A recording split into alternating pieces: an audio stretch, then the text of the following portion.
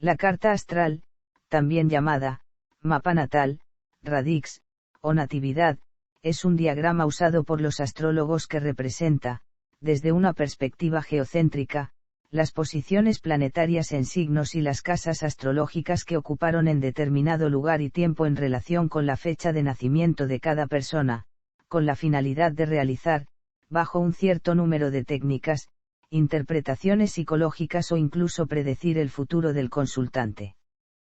Componentes de la carta astral. El diagrama de la carta astral está diseñado bajo la forma de anillos concéntricos divididos en 12 sectores de 30 de amplitud cada uno, que mediante la identificación de elementos y sus relaciones, permiten valorar las situaciones preponderantes en la vida tanto presente como futura del consultante. Estos elementos son los signos zodiacales. Se basa en la división de la eclíptica en 12 sectores de 30 cada uno. Cada sector cuenta con un significado simbólico basado en el concepto del ciclo y en la posición relativa de cada uno dentro del periodo de traslación de la Tierra. Los nombres de los signos del zodiaco corresponden a los mismos usados para designar las 12 constelaciones de la eclíptica, pero que no necesariamente guardan relación con estos, debido a los cambios producidos en el eje terrestre, producto de la precesión de los equinoccios, y la nutación. Los astrólogos consideran que los signos zodiacales representan el ropaje psicológico que adquieren los planetas por su presencia en ellos. Cada signo tiene unas características o energía dependiendo de la posición de su sector en la eclíptica e históricamente han sido agrupados y clasificados en elementos o energías. Los signos se clasifican en primer lugar, tomados de dos en dos, en positivos y negativos comenzando por Aries, que es positivo, se van alternando. Básicamente, a los positivos se les atribuye extroversión y acción, mientras que a los negativos se les atribuye introversión y pasividad. También se denominan masculinos y femeninos. Si los agrupamos de 3 en 3, tendremos las triplicidades, en las que cada signo está representado por un elemento, fuego, tierra, aire o agua. Tomados de 4 en 4, tenemos las cuadruplicidades o cualidades.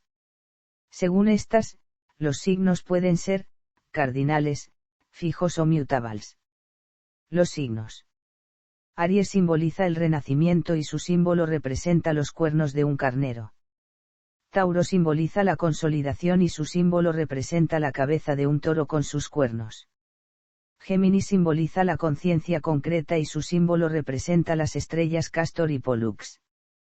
Cáncer simboliza la familia y su símbolo representa un cangrejo. Leo simboliza la fuerza de la vida y su símbolo representa la melena del león. Virgo simboliza el servicio y el trabajo y su símbolo representa la cosecha. Libra simboliza el equilibrio y la armonía y su símbolo representa la balanza. Escorpio simboliza la pasión y su símbolo representa al escorpión. Sagitario simboliza la conciencia superior y su símbolo representa la flecha del arquero. Capricornio simboliza la sabiduría y su símbolo representa la montaña. Acuario simboliza la revolución y su símbolo representa el jarrón de los vientos. Piscis simboliza la disolución y su símbolo representa 2 peces. Los planetas. Los planetas en la astrología son los actores principales dentro del tema de la carta astral, y es necesario advertir que la palabra planeta, en astrología, no tiene el mismo significado que en astronomía. Para los astrólogos la denominación planeta incluye, desde los planetas astronómicos conocidos en el sistema solar hasta los que por convenciones astronómicas ya no poseen esta definición. La astrología también incluye una serie de objetos menores como asteroides y cometas que junto con los mayores el Sol y la Luna refuerzan la posible interpretación del tema natal. En astrología cada planeta tiene varios significados, dependiendo del área existencial que se enfoque. Los significados son los que siguen.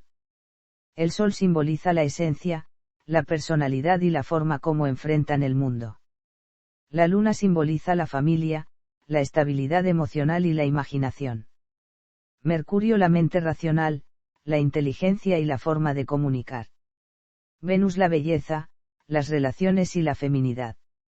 Marte la fuerza, la energía y la masculinidad. Ceres la nutrición y el renacimiento. Júpiter el poder, el temperamento, la expansión de la sabiduría y la comprensión. Saturno la ley, la restricción, la paternidad y la disciplina. Urano lo original, la revolución o el cambio. Neptuno la intuición, la disolución y la parte espiritual.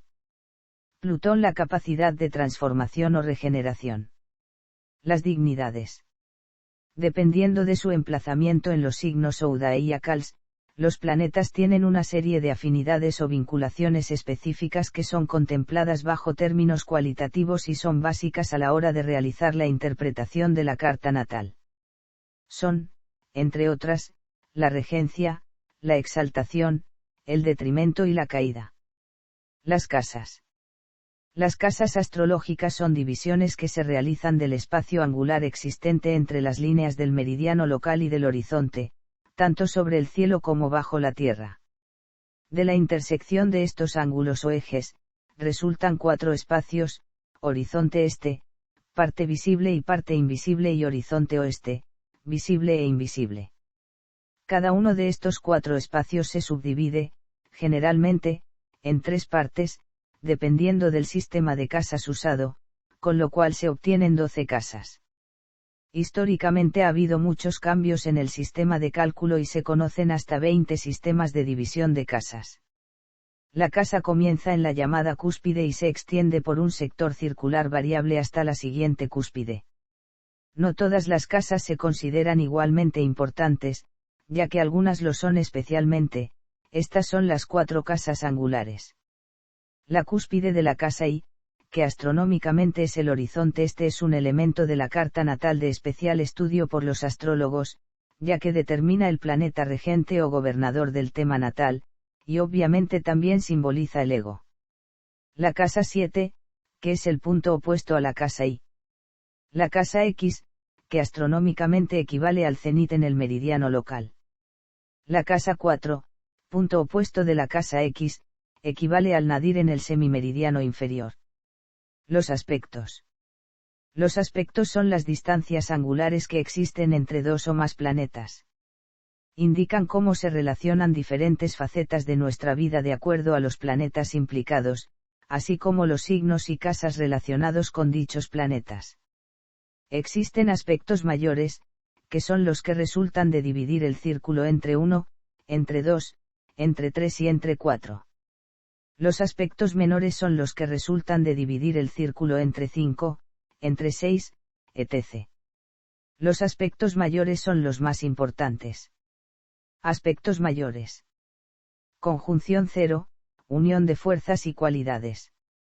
Oposición centésimo octogésimo, 2 extremos de nuestra vida en los que hemos de alcanzar el equilibrio. Trígono centésimo vigésimo, armonía entre las facetas de nuestra vida relacionadas con los planetas implicados en este aspecto. Cuadratura nonagésimo, tensión entre los apartados de nuestra vida relacionados con los planetas implicados. Hay que realizar una tarea constructiva, tomar una disciplina para que la influencia de ambos planetas trabajen de forma correcta.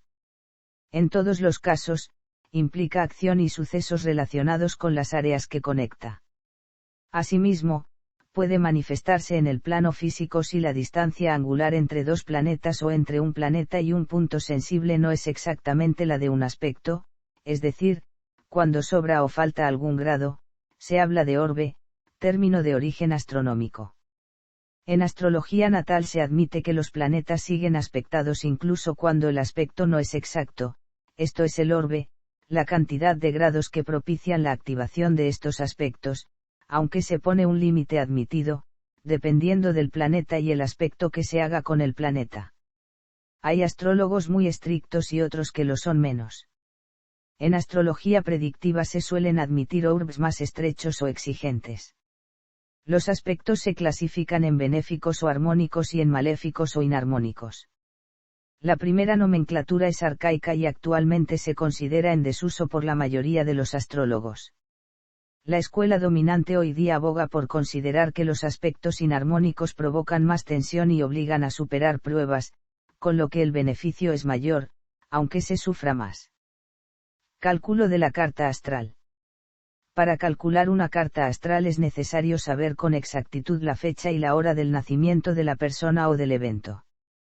También es imprescindible conocer la latitud y la longitud del lugar. Si no se conoce la hora o el lugar, es imposible establecer la posición exacta de las casas, las cuales son indispensables para conocer, entre otras tantas cosas, el signo ascendente. La posición de los planetas puede calcularse a partir de las efemérides planetarias sin conocer la hora, porque para la mayoría de ellos basta con saber su posición a 12 de tiempo universal, que es como modernamente se publican estas. El objetivo de los cálculos que siguen es encontrar la llamada ARMC o ascensión recta del mediocielo, o cúspide de la casa X, para poder situar las casas en el mapa natal. La hora del evento es normalmente hora oficial.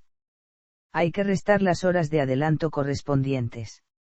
Se toma la hora sidérea a 12 de tiempo universal de unas efemérides planetarias, para el día, mes y año que interese. Se convierte la longitud del lugar en grados, minutos y segundos en tiempo y se suma a la HS. Si la longitud es se restará. Con esto hemos llegado a la HS para medianoche del lugar para el que se quiere levantar el tema natal. A este resultado se le suman las horas, minutos y segundos desde las 12 hasta la hora de nacimiento. Con esto obtenemos la HS en el momento del nacimiento o ARMC. Teniendo la ARMC, ya se pueden calcular el resto de las casas mediante la suma de centésimo octogésimo para obtener las opuestas. Se sitúan los planetas. Se calculan los grados de diferencia entre los planetas y los puntos sensibles de la carta natal. Los puntos sensibles son los ángulos y los partes arábigos. Si la diferencia de longitud corresponde a un aspecto, se identifica esa distancia angular como aspecto. Se calculan algunos partes arábigos. Rectificación. Si la hora de nacimiento no se puede obtener, o no es precisa, algunos astrólogos tratan de encontrarla mediante una serie de técnicas conocidas como rectificación. Esto se hace generalmente realizando una lista de eventos importantes en la vida de la persona, y calculando a qué hora del nacimiento daría las progresiones más apropiadas o los tránsitos para estas fechas. Otro método, a menudo combinado con el anterior, es buscar el ascendente que parece describir a la persona con mayor precisión, especialmente en lo que se refiere a la apariencia física. Sin embargo, no todos los astrólogos aprueban los sistemas de rectificación, dado que suelen ser técnicas inexactas. Horóscopos en público. La validez de los horóscopos que se publican diariamente en la prensa ha sido intensamente debatida por diversos investigadores, incluso por aquellos que creen o consideran una influencia planetaria por cada sector. Basados en el hecho de que esta información solo se basa en la posición de los planetas y sus aspectos a cada signo en particular, puede que esto solo sea válido para 1/12 de la población que los lee. Haciendo que la credibilidad de todo el sistema planetario sea puesto en duda por la población en general, ha aumentado la cantidad de objetores por cada información errónea o no consecuente a las expectativas o circunstancias de quienes la leen. Críticas. El interés por los horóscopos y el signo zodiacal ha sido muy popular a lo largo de la historia y hoy hay muchos seguidores fieles, desde celebridades hasta el público en general. Con tantos creyentes, y tal vez una conexión personal con el horóscopo o el zodiaco, puede ser difícil aceptar que la astrología no se base en evidencia científica y que se trate de una pseudociencia. Críticas de la psicología.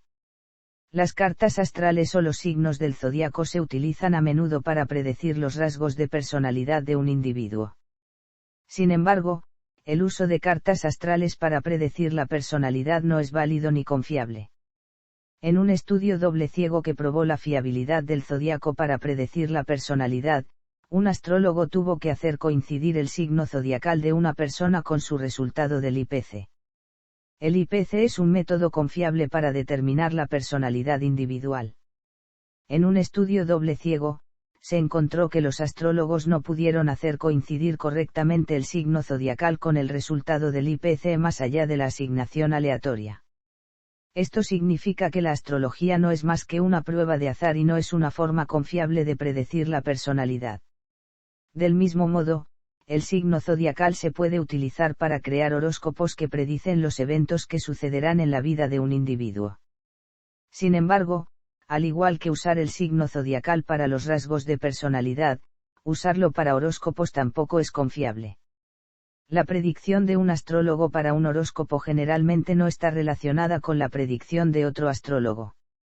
Sin embargo, muchas personas todavía creen que su horóscopo se alinea perfectamente con los eventos en sus vidas.